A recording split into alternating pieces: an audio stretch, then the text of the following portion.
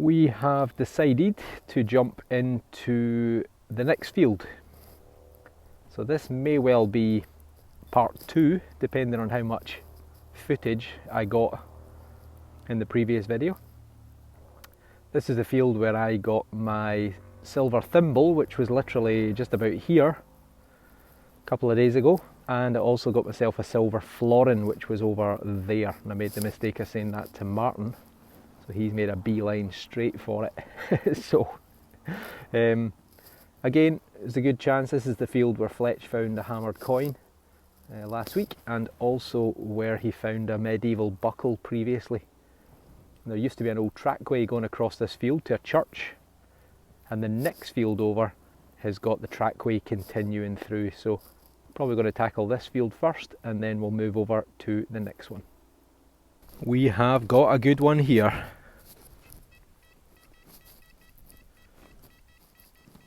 Well worth a dig. I'm hoping first coin of the day. We are out the hole on the third effort. Oh, I turned it on, and we're somewhere over here. Don't believe it, folks. I think we might have a silver coin. We have got a silver coin. We have got a silver coin. Now, is it a 10p? It's not a 10p. Wrong type of lettering. I think we've got another. Could it be another florin? It's George V. It could be another florin. It's about the right size as the last one. Peel her off. It's been in there for a while. That is another florin. I'm only maybe 5 or 10 metres away from where I got the last one. 1922. Let me give Marty a shout and then give it a clean up.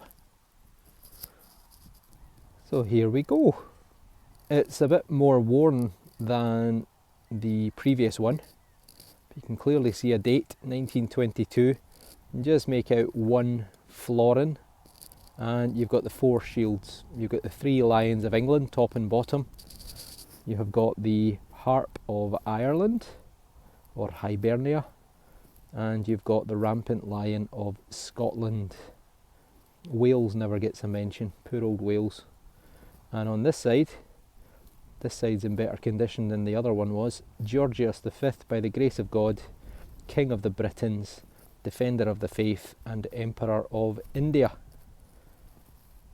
So 1 florin, which I think people said was 20 pence in the days of old. And I think it will be 50% silver. So not pure silver, but still not bad.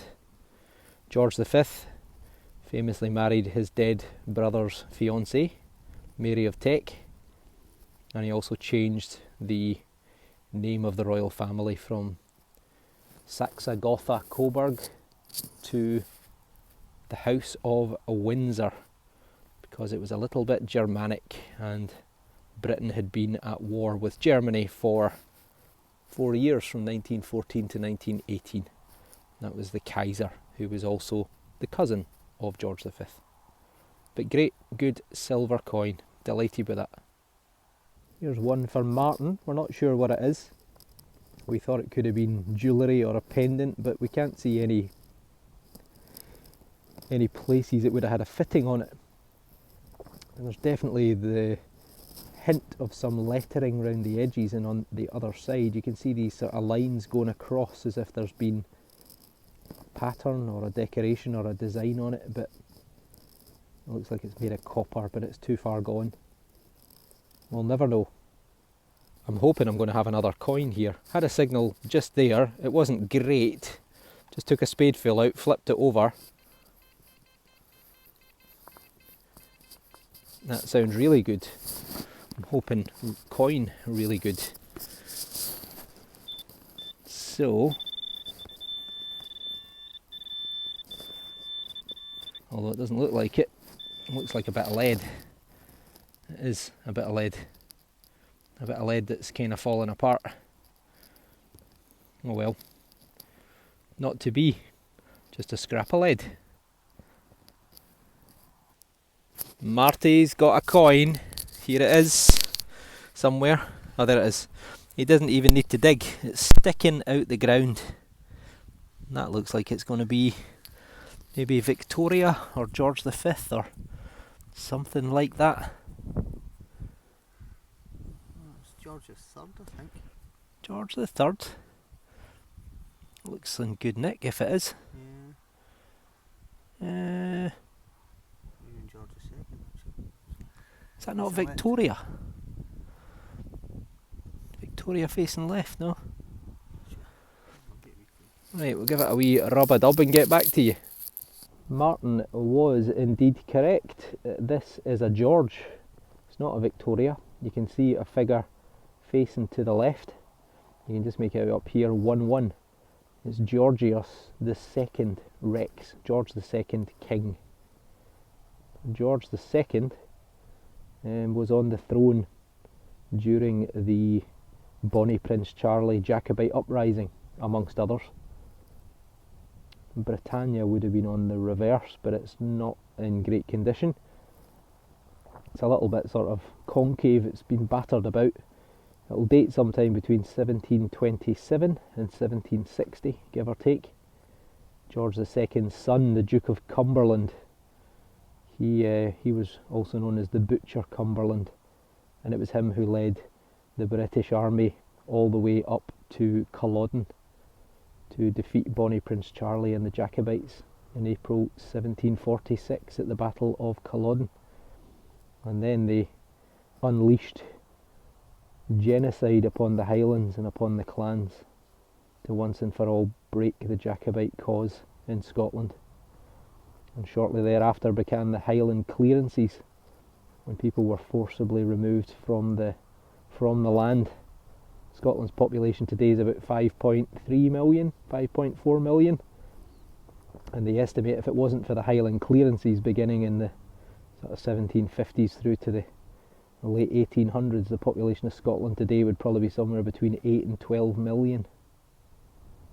But that's a nice coin from a very difficult time in Scottish history. This one was quite erratic. I didn't film it. Initially I thought, yeah, beauty, I've got myself a coin, but I think this is going to be another one of these sneaky little Tombac buttons. Let's see if we've got a shank. There we go. One shank. That is indeed a Tombac. Called Tombacs because it was a type of metal. It was a mixture of zinc and copper, if I remember rightly.